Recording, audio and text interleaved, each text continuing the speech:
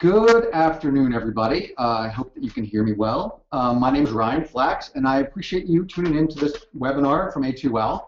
Today, we're going to be talking about litigation graphics, particularly using PowerPoint as a tool for demonstrative evidence. Right now, I hope that you can see me. I'm using my camera on the computer. I'm going to turn it off so you're not distracted by me while we're going through some of the visuals that I will be discussing and that are going to support the points that I'm going to make. But I will return. You'll see my face again at the end, and there'll be a few minutes at the end for question and answer time if you guys have any questions about things that I haven't answered during the presentation. So one other thing is that we are recording this presentation. So if at the end you want a recording of it or to watch it again or to share it with others, you will receive a link through which you can do that. So expect that at the end of the presentation. So I'm going to turn my face off right now, and we'll start talking about demonstrative evidence, litigation graphics, and using PowerPoint as a tool. So let's say goodbye to my face for the minute. And here we are. So over the next hour, we're going to talk about these four things. I'm going to explain to you that you do need to use graphics during trial or any other part of litigation, and I'll explain why. We'll talk about how and what you should think about when you're creating graphics to make them effective. We'll look at a bunch of examples of graphics that have been used in litigations that turned out to be rather effective graphics, following the template of what makes them effective. And then finally, we'll briefly talk about when and where graphics can and should be used. So the first thing and the first point and the arc point of everything that we're going to talk about is that litigation and trial is extremely confusing. You're going to be subjecting your jurors to probably the most confusing thing that they'll ever experience in their lives. You're going to ask them to listen to you and the judge and understand the law and understand how the facts fit in with the law. And you're dealing usually with people that may have some college education, but usually haven't graduated from college, and people that typically aren't book learners and don't do a whole lot of learning throughout their lives. And you're going to ask them to consider these rather confusing things and come out at the end in a way that's favorable to your client. So to demonstrate this point, I want everyone to take a look at what I have on the screen right now. Now, I don't know how many of you out there are patent attorneys or support patent attorneys or patent litigators, but this is a claim of a patent. And as you may or may not know, it's the claims of the patent that define what is protected by that patent. So take a look at this language, all right? If you just try to peruse it over the last 30 seconds, you'll see that it's really hard to understand. And it's really hard for all of us watching this webinar, and even me giving the webinar, to understand. Imagine how difficult it would be to show this to a jury and ask them to interpret it in any way to say that, yes, these limitations are indeed infringed. So let's just look at a little bit of the language from this patent, right? An unlock image and transition the device to a user interface unlock state if the detected blah, blah, blah, blah, right? So that's not English as any of us normally use it unless you are a patent prosecutor. So the question would be, well, to understand this language, would it help you if I told you it's from patent 7657849? No, probably not. But what if I showed you one of the figures from that patent, right? Okay, so now you see a drawing that is part of the patent that ends in this claim. And so now you're understanding a little bit more about what we're dealing with here, right?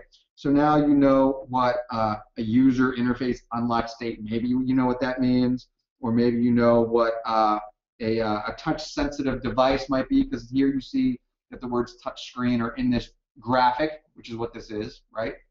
But what might this claim be written to cover, right? That's a big question. Here it is. So by using PowerPoint in this way and showing you this demonstrative exhibit, now you're getting a bit of a real understanding about what this non-English language that you've tried to read really means. And so what does it really mean? Well, this arrow as part of this graph is explaining it. It's showing you that by sliding your finger along the line at the bottom, you can unlock the device intentionally and then use it as you want to use it. It prevents you from accidentally unlocking it and, for example, pocket dialing somebody, right? So the inventors of this patent foresaw that this was a problem and this was their solution to the problem. And now you understand that just by seeing this graphic. So the next question in this patent infringement case would be, okay, I get what the claim is written to cover, so what might infringe this claim? Well, okay, here's HTC's new phone, all right? It looks kind of similar to the iPhone for which the claim was written to cover, and now you see that the HTC device unlocks in a very similar way to the iPhone. So now I have gotten you a whole way down the road towards agreeing with me that the HTC phone very well could infringe Claim 13 of the 849 patent. And all I had to do was show you a couple of pictures to get you in that direction. And all of this is being done in PowerPoint, which seems like an everyday sort of business tool, but in reality, in litigation, it's an extremely powerful tool for persuading juries. All right, so the first thing we're going to talk about is the fact that you do need to use graphics and use them in the way that I just showed you, and we're going to talk about why. Our strong belief is that to win at trial, you need a combination of any two of these three things. So you need to have a great lawyer and great facts and a great presentation, or a great lawyer and a great presentation. And so I'm going to assume that everyone in the audience is either a great lawyer or supporting great lawyers. And we all know, being part of litigation teams, that great facts don't often get litigated. Those cases settle before you even get to trial. So the question is, among these three, is how do you achieve a great presentation, or what I would say is a persuasive presentation, which means that it's great. Well, the way that you do that is with visual support, demonstrative evidence, to go along with your arguments and testimony at trial. Now, it's not just me that says this, right? There's a lot of science to back up this proposition, and we're going to talk about some of that science right now. Fundamentally, I'm going to break the world down into two classes of people, what I'll call normal people and what I'll call us, attorneys, okay? So normal people, the vast majority of them, 61% or more, depending on what study you're looking at, prefer to learn visually, which means that the regular folks, the folks that are probably going to be on your juries, are visual preference learners who tend to learn best by seeing. We attorneys, on the other hand, don't fall into this category. The majority of attorneys are kinesthetic or auditory learners, which means that we learn by hearing or experiencing predominantly. And this makes a lot of sense when you think about it, because as attorneys, we all learned this way in law school. We sat through lectures and tried to learn, and then when we started practicing, we were never really taught how to litigate. We had to learn by experiencing litigation. The vast majority of what I'm calling normal people, or who are your jurors, don't learn that way, and they do most of what they would call learning by watching TV or by surfing the internet. And my theory on this is that this goes back to evolutionary roots, okay? That human beings are descended from animals that had to learn visually. So they learned what to eat by watching others eat it. They learned how to hunt by watching others hunt effectively. They learned when to hide by watching others hide. And so these evolutionary traits of watching and learning were passed on and evolutionarily reinforced in human beings, which is why 61% or more of regular people prefer to learn visually. Unless we take great care to do otherwise, we tend to teach in the same way that we prefer to learn. So if you are a visual learner and you prefer to learn by seeing, you're going to teach by showing. If you're an auditory learner and you prefer to learn by sitting through a lecture, you're going to tend to teach by giving a lecture. So as attorneys left to our own devices without intending to do otherwise, we typically will teach or argue by giving a lecture. And we tend to carry that forward even to trial. Now there's a big problem with that when you get to trial.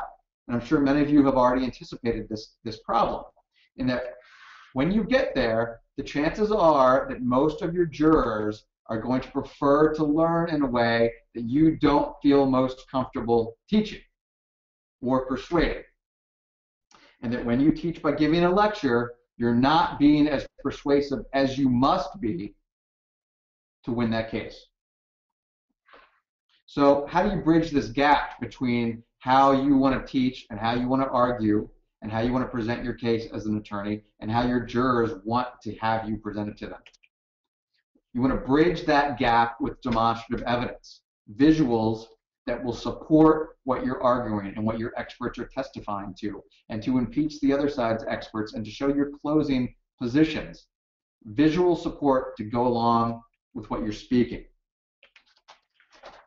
This is my very favorite slide from this PowerPoint presentation and from this class that I'm teaching. If you don't remember anything else, please remember what you're seeing right here and imagine yourself in the shoes of this professor who spent all this time scrawling this information on the blackboard behind him and then had to stand up there and try to teach it to this classroom full of students. Flip that around and now imagine you're one of the students or one of the jurors trying to listen to this guy explain these things that he's scrawled on the board. And what's going to happen to you is what's going to happen and what you see happening on the screen. It's going to become a blur. You cannot just relay information and be persuasive. When you use visual support to accompany your arguments, you'll be able to teach and argue from your attorney comfort zone by giving a lecture. But the graphics provide your jurors what they really need to understand what you're saying, and it will give them a chance to agree with you. And jurors that understand what you're saying or feel like they understand what you're saying are going to be far more likely to feel that their opinions and emotions are grounded in logic and fact, which is what you want. There's a phenomenon known as confirmation bias, which happens anytime you read or hear argument.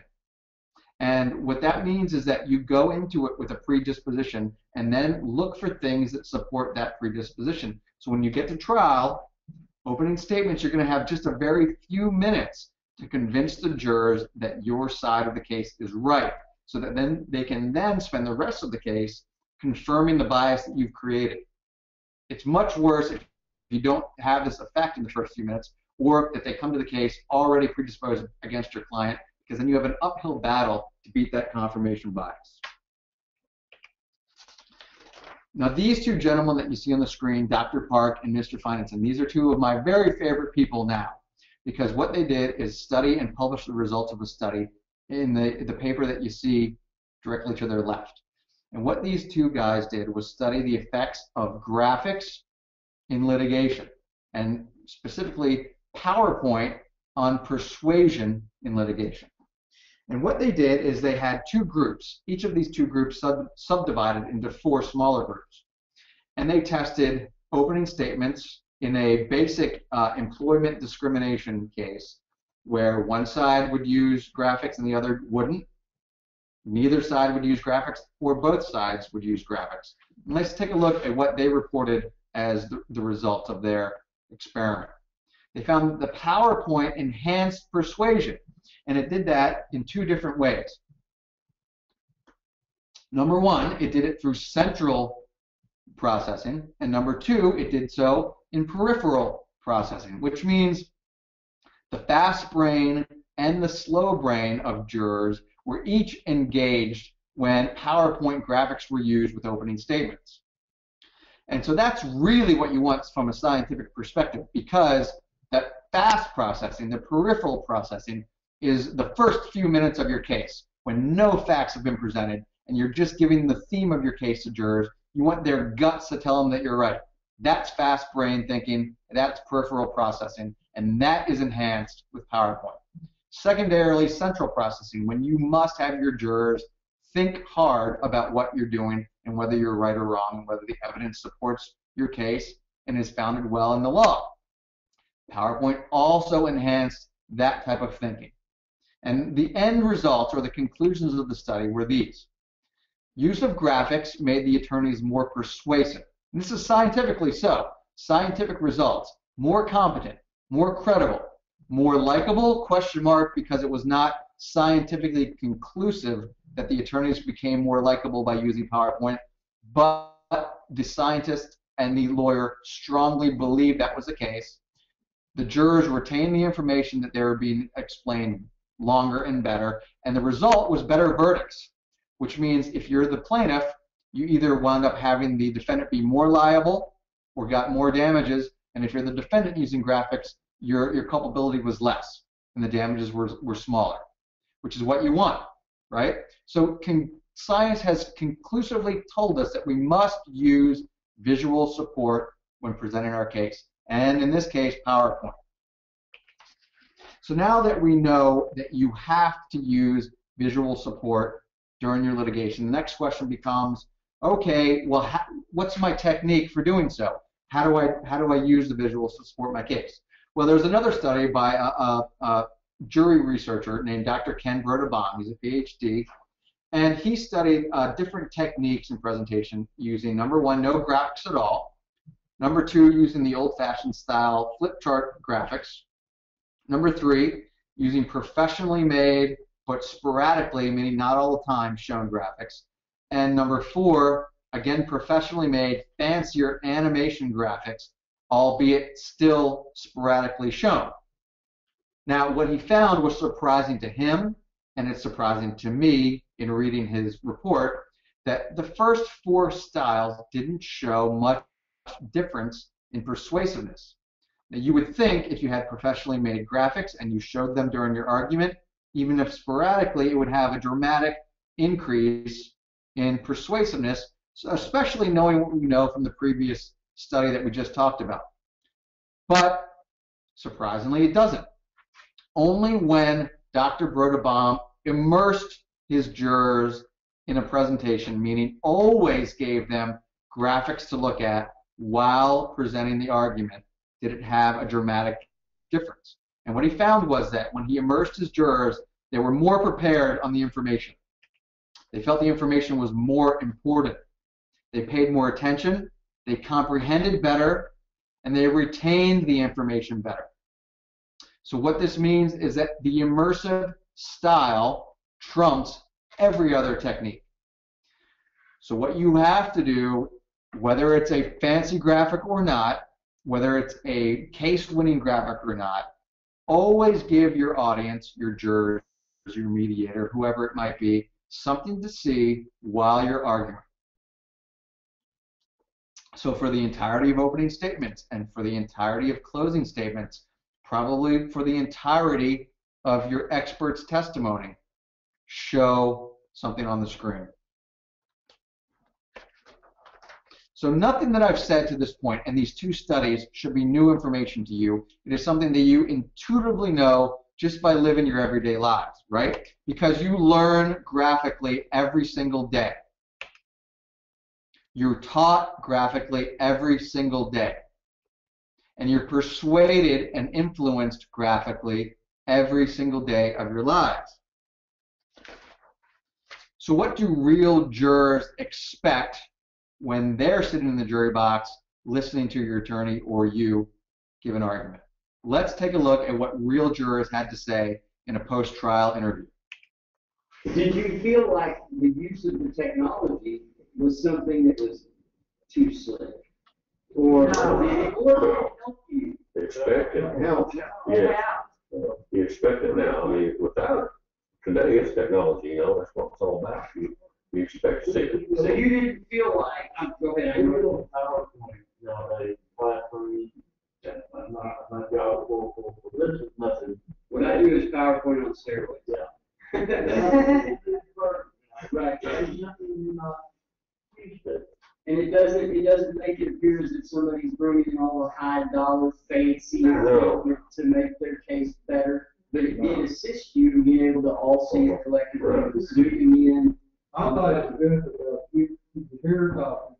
If you kind of missed a word or misunderstood, you can That was my next question. I want to ask you about the video depositions. When you run a video and you have the text underneath, did you find it to be distracting? No. No. Very useful. It was good, okay? Especially bottom. I think it would be a better way of putting that, you know, put caption on there. Especially the first I've ever seen that this edition, the captions on there were really hard for me to read. They were a little bit lighter than others. That's controlled by the actual court reporter. What you're looking at is the printout of their transcripts that's been synchronized to the video. But I understand what you're saying. The last one you saw the doctor, his font was really big, and he's from Memphis, Tennessee, and they use a different size of font in Tennessee than what they use in Arkansas or Oklahoma. But you did find it to be helpful. I found it go along with the words. Did you feel like, well, let me ask you this, did you feel like you retained more because you saw it and heard it, you could read it? Yeah. Okay, so font sizes and incorrect statements by that trial tech aside, what do you hear these jurors saying? Well, what you hear them saying is that they expect to see demonstrative evidence at trial. They expect to see PowerPoint at trial. They find that stuff, including deposition video and transcript synchronized to it and other demonstrative evidence, to be very useful. And lastly, they say that having that at trial helps them to retain information. Now, this is one jury from one case, but I can tell you it's representative. So what do I advocate based on all this information that I've told you to this point? Well, you need to approach litigation with a two-track plan. And these are the two tracks. Now, as attorneys, what we learn to do in law school and what we as associates think about primarily doing when we start practicing is the track 2 development, which is, what's the law? How do I make my evidence fit the law? Or how does the law fit my evidence? And what has the appellate court said about my particular situation so that the Supreme Court of the United States is satisfied by my case? Now, that's very, very important to every case. But I can tell you, it doesn't really help you win at trial. You need to do that stuff at trial so that you have that complete record for the appeal. But if you don't have an effective track 1 development, which means start thinking about your presentation immediately, start thinking about what's going to persuade a jury immediately in your case, and develop your discovery and your motions and your ultimate trial argument around that, then you are not being persuasive at trial. And these are two separate tracks that don't have the same destination necessarily. But if you don't do an effective job on track 1, boy, is it making that comprehensive record more important for the appeal, right? Because you're not going to be on the red brief, which is where you want to be. So now we're going to talk about what makes effective graphics, okay? Well, I can tell you first that there are some things that you just can't do. You cannot just throw together some PowerPoint slides based on your outline of your opening statement and bring them to court, because it's not going to do the job, okay? This is an actual quote from a juror interviewed after a trial. So what this means is that strong graphics help your case, but weak graphics will hurt your case. And it will do so either by enhancing your credibility and persuasiveness or decreasing your credibility and thus hurting your persuasiveness. And I can tell you firsthand, I've seen it happen. I have gone to trial with professionally made, terrific looking graphics, and I think the jurors take away from that I'm taking my case very seriously. And in these cases where I've done so, we've won damage awards in the hundreds of millions of dollars. On the opposite sides of these same cases in front of juries, I've seen opposing counsel use that same technique that I said not to use earlier by simply cutting and pasting their outline into PowerPoint slides where they have what you might call graphics. They are rudimentary looking and very, very basic, plain, not effective. It looked like someone threw them together. And I think it hurts that side's credibility with the jury by making it look like they're not taking the case as seriously as a side that has effective graphics. So what else do we need to think about? Well, putting everything you're saying word for word on the slide will decrease understanding and retention of the point you're trying to make. This is called the redundancy effect. This is a result of people's limited working memory. Okay, hopefully somebody's smiling out there, because I'm trying to make a point here that when you do what I just did, it's worse than being an ineffective visual support of your argument. Simultaneously saying what you're also putting on the screen has the effect of turning off your audience, your jury's collective brains, because you are subjecting their brains to a cognitive load that they just can't handle. You cannot ask them to read what you're saying and hear what you're saying at the same time. And unfortunately, what you see on the screen is what most people do when they're making their own graphics. They write an outline for their opening statement, they copy that, and they paste it into PowerPoint. And they wind up with what you see here, and then they turn off their audience's, their jury's brain at trial. Secondarily, do not use bullet points. Using bullet points will kill your presentation. They're not professional. None of the most effective presenters use bullet points. The examples that I'm showing here are two peers using very different styles of presenting their products to the people. One of these styles promoted a level of fervor in their customers that caused them to sleep outside their stores in an effort to buy their products on the day that they were released. The other style of presenting causes drowsiness. Now, I can tell you this, the guy on the right has learned his lesson, and this is his new style, his current style of presenting, and you can see it looks a lot different, and he's doing a much better job. So if he can change, everybody can change.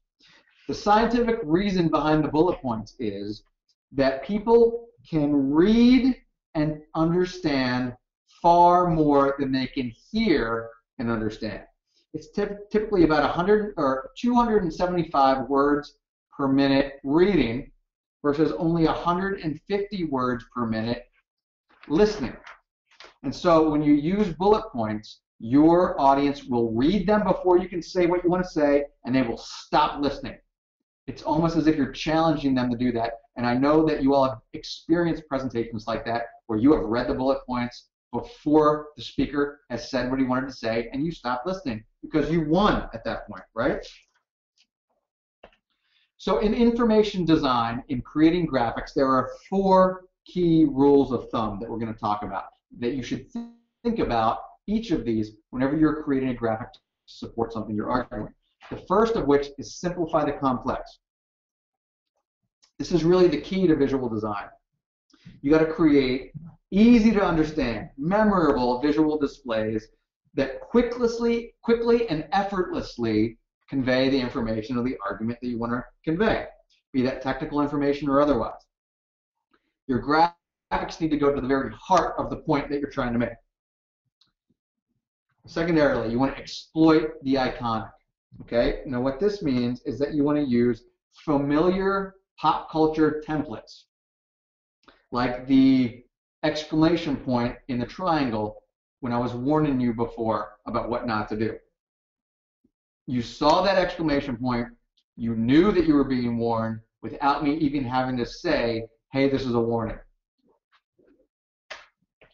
Third, you want to emulate generic fictions to produce the truth. Now that is a mouthful to say and understand, but what it means is that the generic fiction that you must create during litigation is that of cause and effect, because people, your jurors, are intensely hungry for this cause and effect to provide logic and reason to what otherwise are their purely emotional beliefs.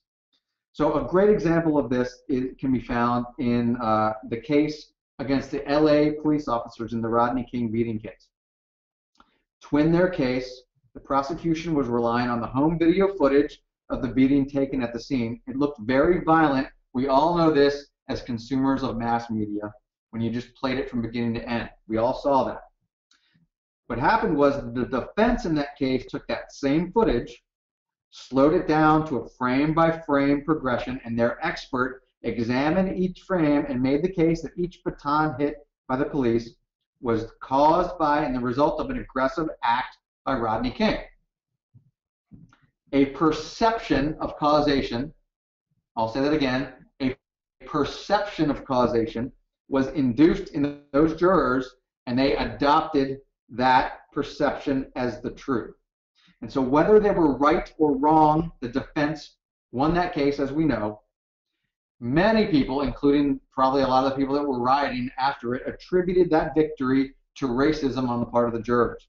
It's actually attributable to the clever use of demonstrative evidence.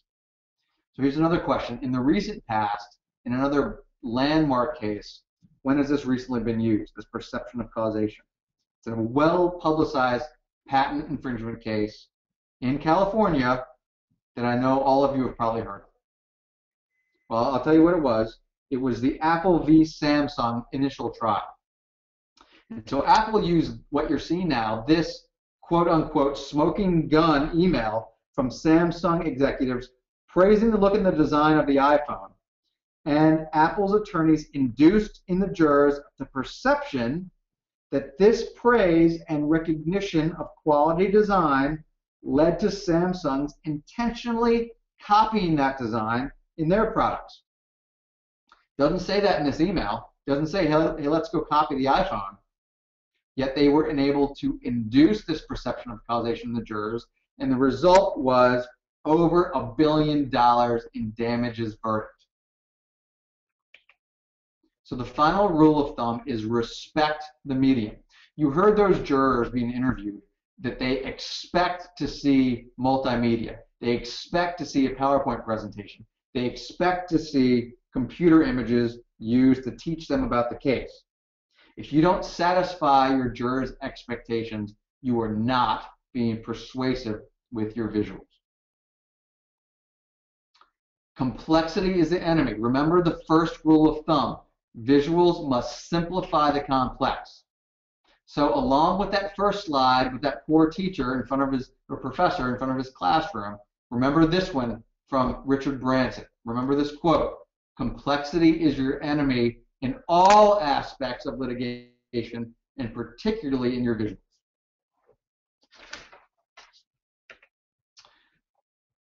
Professor Edward Tufte is probably the nation's, if not the world's, premier expert on visual design. He is a professor at Yale University.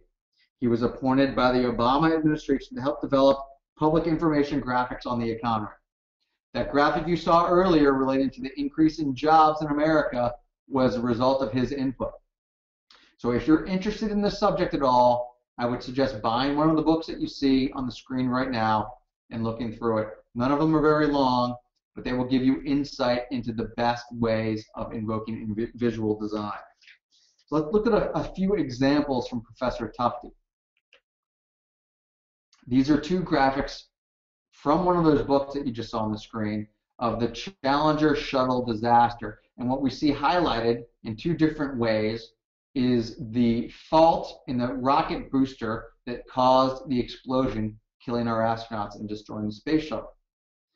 I show this to you simply because there are different ways of showing the same information, some of which you may prefer over others. In this case, I like the one on the right.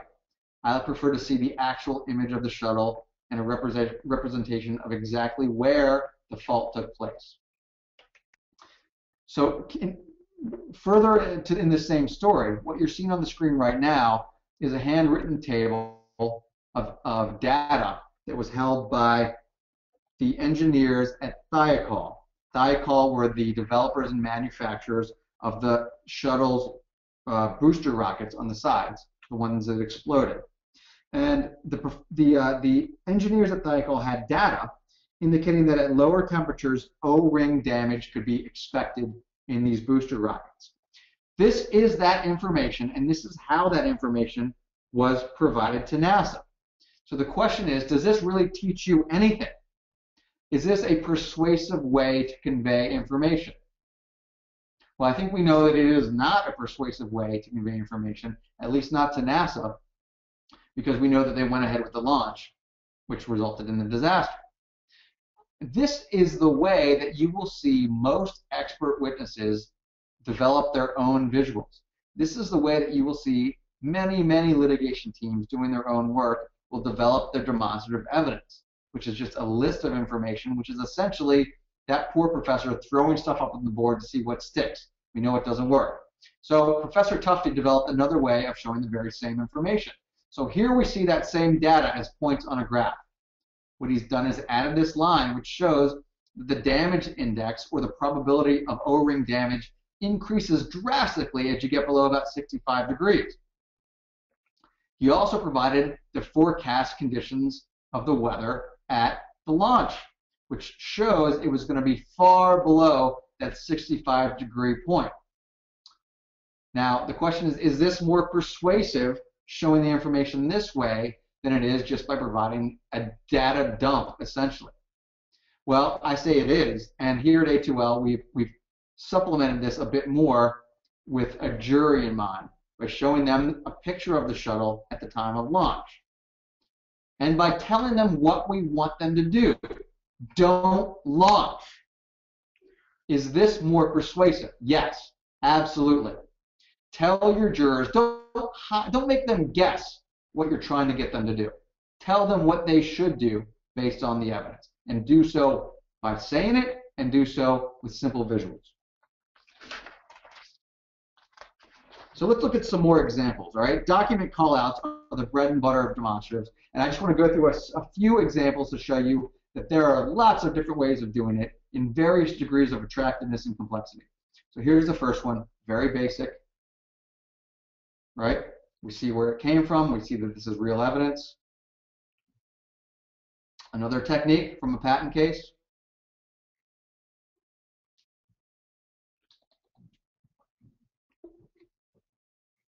And finally, another technique. So there's lots of ways of doing this. It doesn't have to be as fancy as this one. It can be as fancy as this one, but you have options. And you need to think about those options, because this is going to be the lion's share of graphics made for trial, because all litigation is heavily based on documents. Timelines, also something that is almost always necessary. If you recall, when we discussed inducing the perception of causation in your jurors, nothing does that better than a timeline which temporally relays the relationship between events. So here we see what I think is a rather attractive timeline that shows actions by our client above, actions by the plaintiff below. And what we see here, once these are explained to the jury by counsel, is that the plaintiff's problems were probably caused by him, not us. Here's another type of timeline that is a non-traditional looking timeline. The relationship here is between mergers of airlines and the onset of ancillary fees like baggage fees or flight change fees or standby upgrades. And what we see here is that there is not really a direct correlation between these mergers and the onset of these ancillary fees. The next question might be, well, if these are not correlated, what might these ancillary fees be driven by? We provide that information here.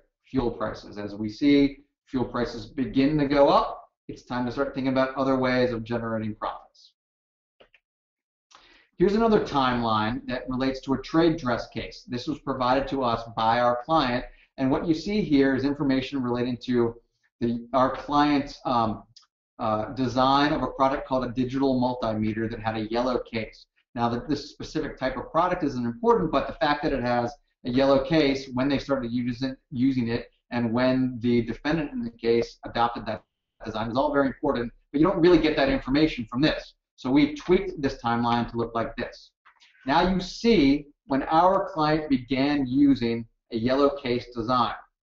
You can see when the defendant changed its design to have a yellow casing, and you can see just how similar the defendant's design is to all of our products on the market. And you get all of this in a timeline from one view. And this is a case-winning graphic right here.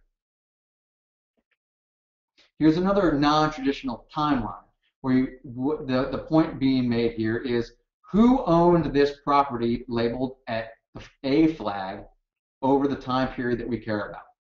So there it is. This party owned it until 1991. This party owned it over these years. This party owned it over these years. And this party owned it up to the point of trial. Very easy to interpret. And now I've walked you through all that information in about 10 seconds. Another style of timeline is combining the time events with other types of information. Here we can see that as the events unfolded, legal fees skyrocketed. You get all that information with one simple view, which can be shown in PowerPoint as it is here, or can easily be shown on a large blown up permanent board at trial. Here's another non-traditional timeline completely developed in PowerPoint. What we see here is the growth of our client's company over the years nationally and then internationally.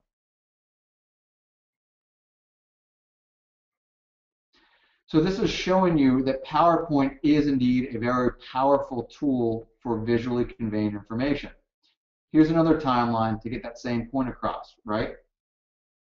What you're seeing here are airline industry bankruptcies over the lifetime of the U.S. airline industry. The argument here is that judge, allow our clients to merge, or else they're going to be added to this list again.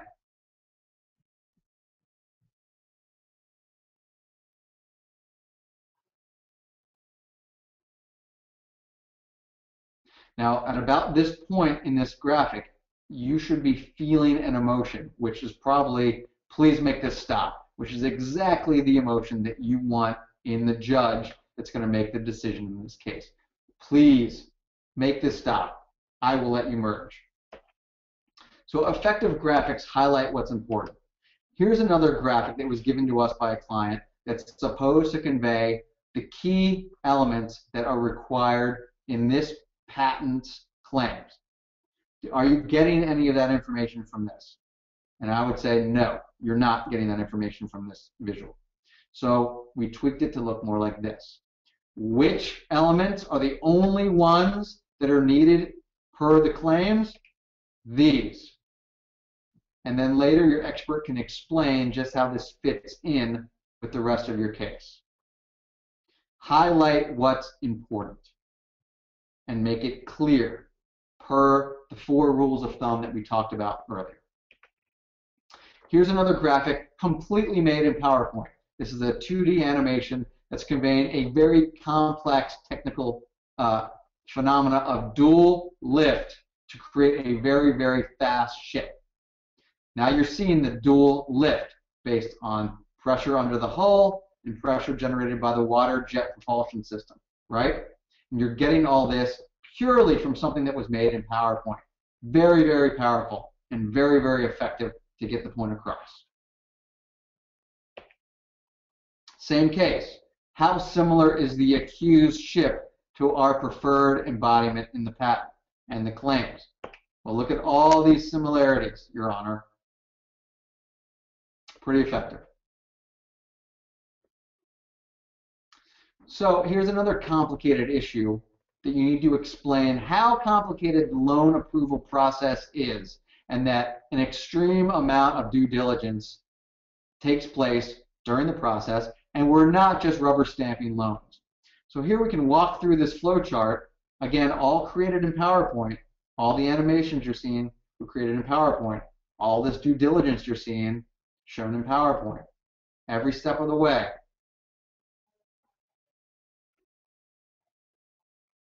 You can see the loan applications being rejected. All the due diligence happening again until finally at the end of this mountain of effort, a loan is approved. Teaching the complex. What you're seeing now is a 3D animation that obviously was not created in PowerPoint itself. It was created using other software, any of a number of different platforms that can create 3D animations, and then was embedded in a PowerPoint presentation as a video.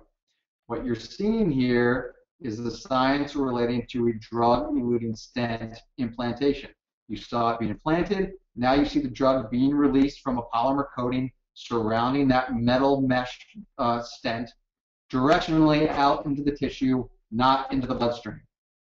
All these concepts are critical to this case, and you get to see them all in this 20-second video.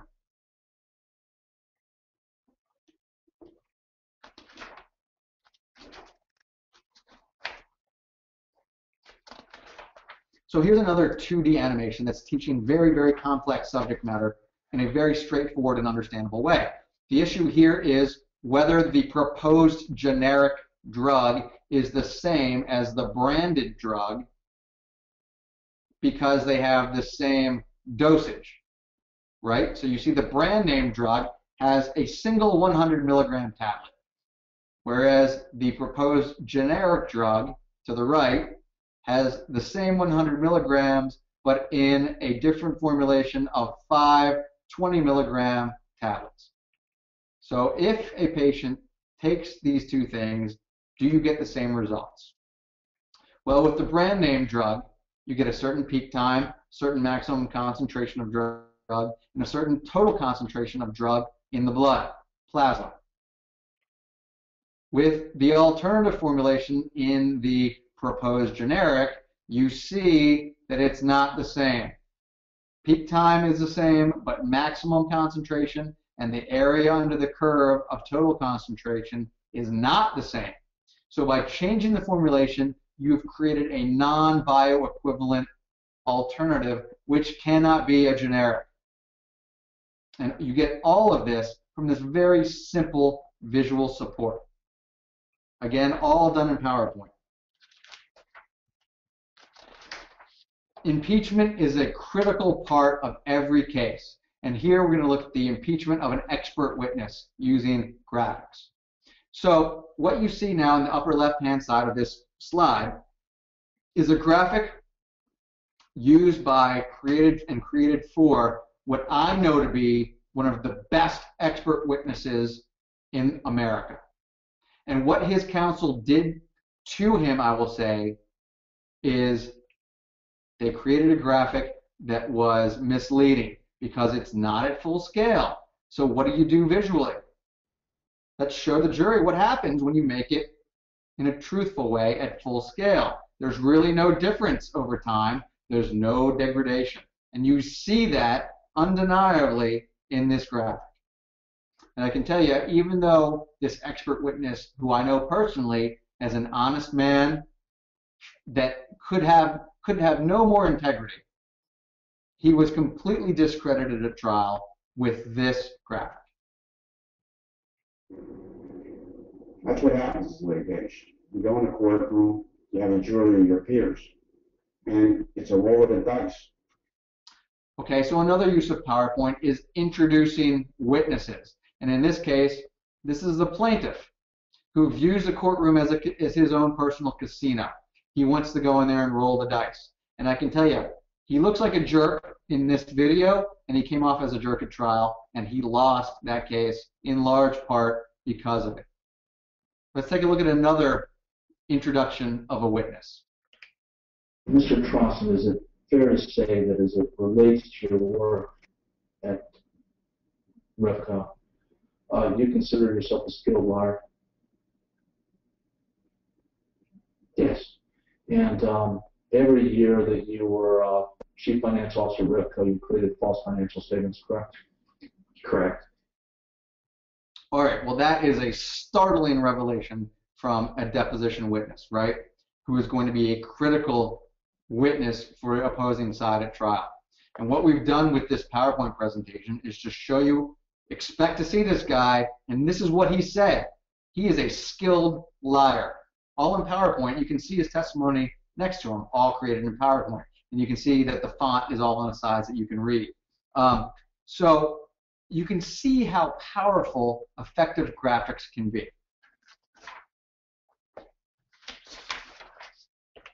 So finally, now that we know you have to use graphics and why, we know what effective graphics look like and how they're made, let's quickly talk about opportunities to use graphics to be persuasive. And it's all kind of wrapped up for litigation in this list. Clearly, we've been talking about using demonstrative evidence at trial and graphics, right? We all kind of understand that you need to do it. Another time that's critical to use visual support is when you're testing your case prior to trial, for example, using mock juries and mock jury research. You have to use visuals because you're only going to have about an hour to get each side of the case's points across in a way that's effective and the mock jurors will understand, so that they can make some sort of intelligent decision on the points in your case and tell you what makes a difference and what matters to them. If you don't show them visuals, they're not going to get your case, and you're not going to have an effective mock exercise. One that you may not be thinking about is briefing and in motions. When you prepare a brief, add graphics to that brief. It won't, if you have a word count for briefing, as in an appeal brief, it's not going to take away from that word count and will have the effect of adding more words to your brief. If you do have a page limit, on the other hand, you may want to insert graphics as smaller visuals within the brief itself and attach them as appendices at the end in their larger form, indicating to the judge that he can see the full-size thing at the end. And that will be effective. If your graphics are fancier and include animations, you can do it the same way. Expert reports are a very important time to have professionally made graphics to include in them, because they will be a prelude to their use at trial. Your expert will have disclosed them as he must under the federal rules, and then you will have far less objectionability when you get to time to exchange them for use at trial. Mediation is a very important time to have a professionally made visual presentation to go along with your oral argument, because your mediator is going to have one day to make his decision, and a very small part of that day, usually, to hear what you have to say and to be persuaded by you. So you have to make the most of your hours with that mediator. And the best way to do that, as we've talked about, because a mediator is a human being, is that you need to have a visual component of the case. Settlement conferences, similar to mediation, although to a slightly lesser degree, you need to have visual support. Your opposing side will have to take you more seriously when they see how seriously you're taking the settlement and how seriously you're taking the case by having professionally made graphics made, and you will be more persuasive even to opposing counsel. Finally, deposition is a great time to use visual support, to lock your deposition witness into a position, to find out what his position might be on the graphics you intend to use. And if you have a witness that you're deposing that is outside the subpoena power of the court and may not show up at trial, now you've made graphics that can be entered on the record as part of his deposition testimony to be used at trial. So before you're finished developing your graphics, there's a bunch of things you need to consider before you consider yourself done. And let's take a look at those. First, do you have clear themes in your case at large, but particularly are you conveying clear themes visually? Have you positioned your key visual arguments at the beginning and at the end of your presentation, where they're going to be most effective? Have you limited the amount of text that you're including in your graphics? Don't force your audience to read unless it's necessary and for a purpose, meaning that you want them to really consider something or maybe change their mind about something, then force them to read. Have you limited your graphics to about one main thought per slide? And I'll tell you that main thought has to be explainable in about a phrase or a sentence. Are you always being persuasive with your graphics? Every slide in your PowerPoint presentation has to be conveying a point and arguing that point, even if it's only doing so subtly. Are your graphics very easy to see and very easy to interpret? You want them to be, unless, like I said, you need to have your audience really, really consider something hard and then maybe consider not making it so easy for them. Analogies. Every litigation relies on analogy to get the complex points across to non-complex laymen, jurors. Your analogies must be instantly understandable and recognizable because you don't want to have to explain that. Have you used the immersive experience that we talked about earlier? Have you considered font? There's lots of different reasons to consider font. Number one is your font style, your typeface conveys a message. It's either upright and serious, or curvy, or easy to read, or not easy to read, whimsical, or trustworthy. Think about it before you commit to just the font that comes as a default with PowerPoint. Have you considered the admissibility of your demonstrative evidence? Because there's lots of case law that says that it should be admitted on the record and should be available to your jurors in the jury room, as well as on the record and usable in your appellate briefing or in your appellate oral argument. Have you considered presentation technology? Are you going to be using a high lumen output projector with a large, easy to see screen, which is what I recommend? Are you using a large monitor? Are you restricted to smaller monitors that are in front of the jury box, which I suggest not using? But you need to know what you have available to you and what you're allowed to bring in to the courtroom. And consider that when you're creating your graphics, not just when it comes time to use them. Verdict form. Always, always have a ballot style verdict form that you can put into a graphic and show your jurors how to fill it out, exactly how, because they will be confused when they get back there.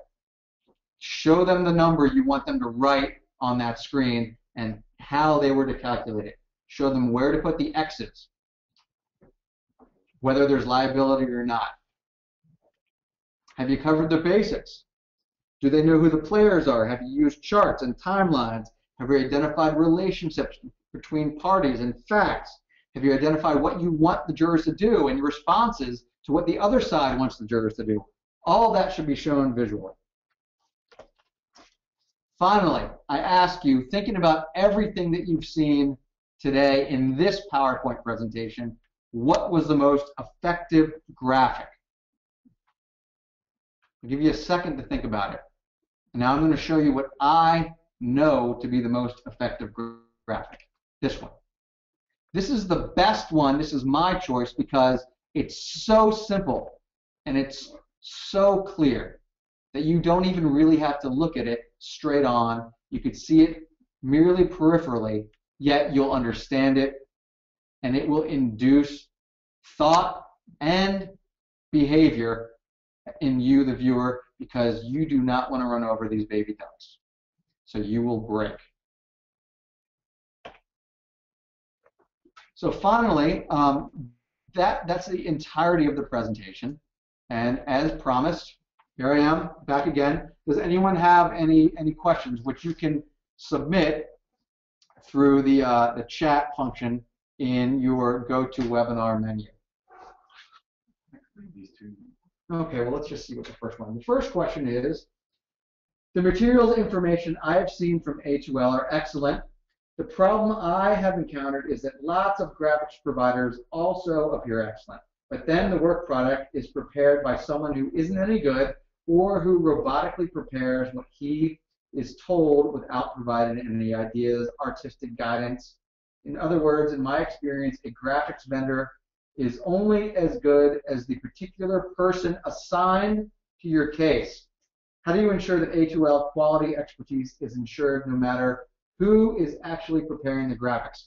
All right, well, that's a super softball, and I appreciate whoever asked that question, but perhaps the difference between A2L and the other providers that you have experience with is the fact that when we staff a case, it is always staffed with an attorney liaison, like myself. No case that comes through A2L goes through without me being intimately involved with the design of the graphics and as a liaison with trial counsel. My experience, my background, 13 years litigating. I'm a patent attorney, patent litigator, and patent prosecutor, as well as having experienced dozens and dozens of trials here at A2L, seeing what works, seen a lot of people do things that don't work, is that if you are hiring a consultant, a litigation consultant, and a demonstrative evidence graphics firm, engage them and ask them for this type of input. I will provide it unless you tell me not to. Lots of people say don't provide it. We just have budget for this or that. I think that they are putting up a roadblock in their own case when they do that. Ultimately, the customer is always right and they get what they ask for. But to have the maximum result for the dollars that you have to spend to be as persuasive as you need to be, you need to engage your litigation consultant. And if they're not an attorney, then you're missing something. All right, the next question is, thanks. How about any opportunities to have a witness leave the stand or to draw or illustrate any of this info? I highly recommend that. Always have your witness leave the stand if you can. Make sure they know that it's going to happen. Make sure that they ask the judge permission to do so, or else there could be a problem with the judge. But jurors tend to like it when there's that sort of interaction. Bring them things to look at. Bring them models, scale models, or actual examples of products or things to hold and touch.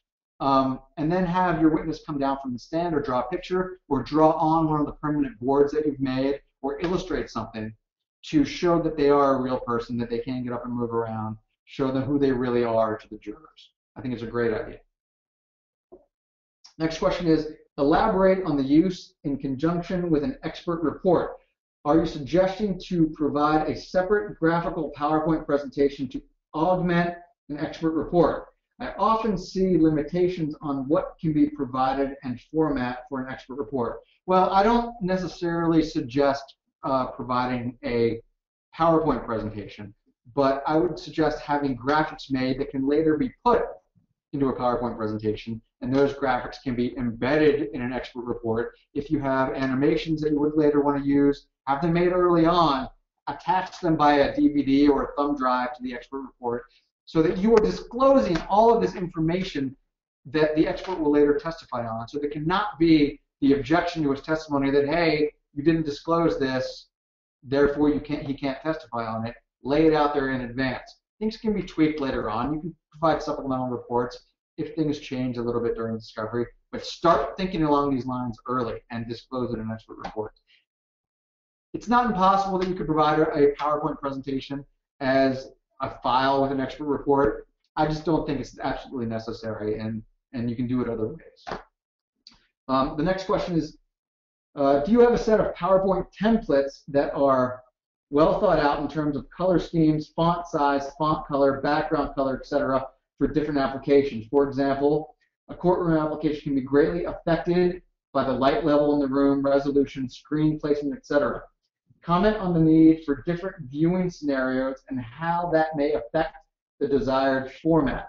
Some are being mentioned now on the slide, things to consider. Right, so you were anticipating that in advance. Knowing the technology available in the courtroom will have an effect on how you show the graphics. Everyone here is viewing what I'm presenting probably on a monitor a couple of feet in front of them, so it's not as essential that colors be as brilliant, that things be as easy to see. If you're in a courtroom and projecting it on a screen, on the other hand, or worse yet, on a monitor that's maybe not as good as it should be, yes, definitely consider that. Make things bigger, make things easier to see. There's nothing worse than spending time and money developing graphics and not having them be effective because no one can see them or understand them.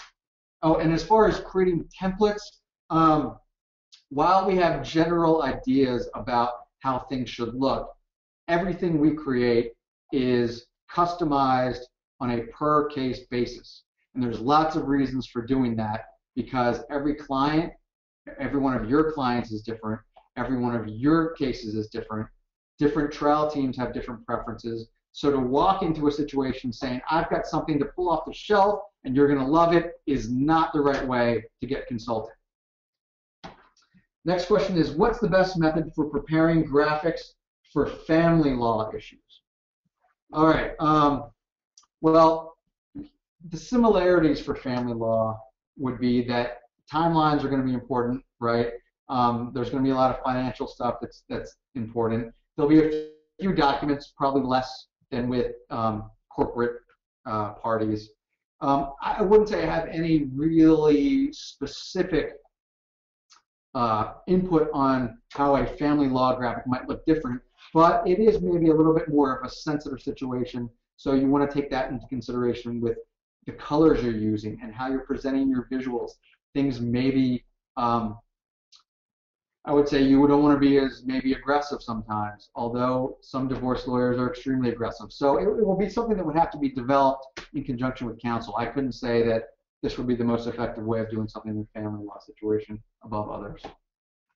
Next question, are the graphics created outside of PowerPoint and then used inside? In other words, when you showed the loan, no.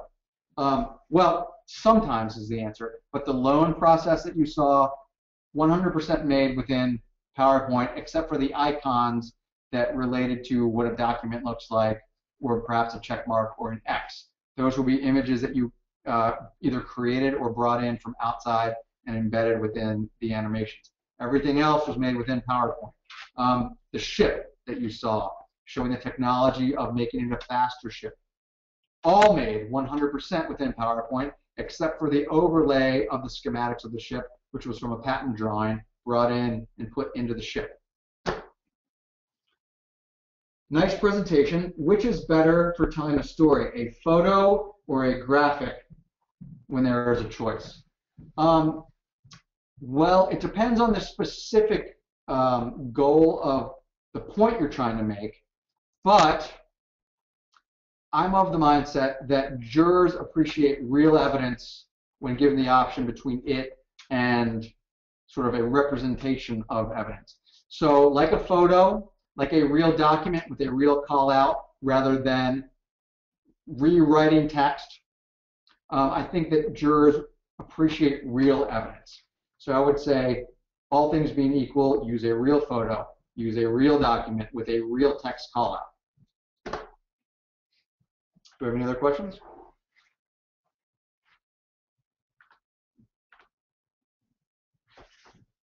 Can you recommend a user-friendly timeline software?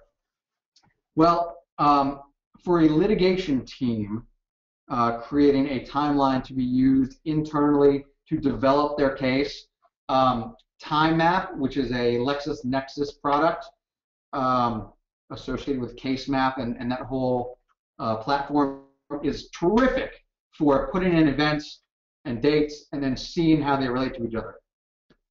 All the timelines you saw today were developed in PowerPoint, which I would say for our purposes is the best platform to use because it offers a lot of flexibility in how you present it. Other pretty neat ways of doing it, one would be Prezi, which is a new software platform for doing presentations. But that being said, a lot of litigation teams will be hesitant to use it because it's different than PowerPoint, and lawyers are used to PowerPoint, and I don't want to make my trial team uncomfortable by not being familiar with what they're using. So I think PowerPoint is probably number one. Keynote is the Apple version of PowerPoint, probably pretty good too, although I would say do everything on a PC and be made to show on a PC because that's what litigators are used to, and that's traditionally what people use. I was just introduced today by someone who attended one of my prior webinars to a new platform for creating timelines. It was called what was that called? I can't remember what it was called, but it was B presentation or B slides or B time or something like that.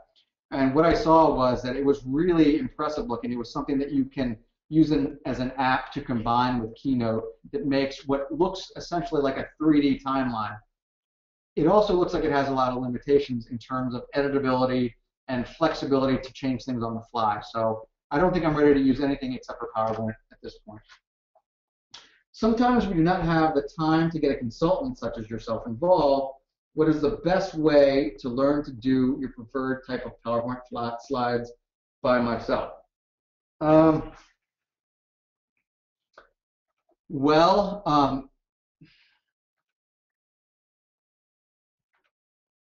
I think you always have the time probably to get a consultant involved, even if it's at the last minute. If it's somebody who's worth their salt and it's within the budget, which I think is maybe the primary concern rather than time,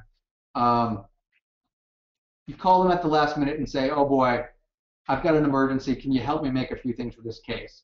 If you have time to make it, which you don't because you're getting ready for trial, then your consultant has time to make it. Getting back to the budget question, which is what impacts a lot of litigators' choice in hiring or not hiring a consultant, I would suggest at least talking to them and seeing if you can work something out so that you can at least get a rudimentary presentation put together that follows the guidelines that I've set forth today. If you're absolutely unwilling to do any of this and you've got to do it yourself, limit the text in your slides, make things look attractive, use colors that convey the right cultural impressions, use fonts that make sense, make things big, use the right screen view ratio margins, and think about your technology in the courtroom.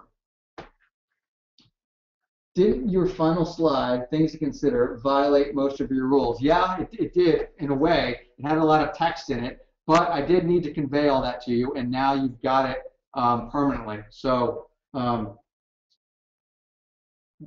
question was not really, was that persuasive, but did I convey the information to you? So I think in some ways maybe it was violating some of the rules, but in other ways it was a necessary evil. Would you recommend this approach for a bench trial? Definitely recommend this approach, although tweak it for your audience. Your judge is way, way more highly educated than your typical juror. He's an expert in the law, so he doesn't need to have the law preached to him. He needs to know why your facts fit that law and why your story is the right one. So, don't be condescending to the judge. Talk on his level, but definitely use a visual presentation because, like jurors, he's a human being, and even though 53% of lawyers don't prefer to learn visually, he could fall into the category that does.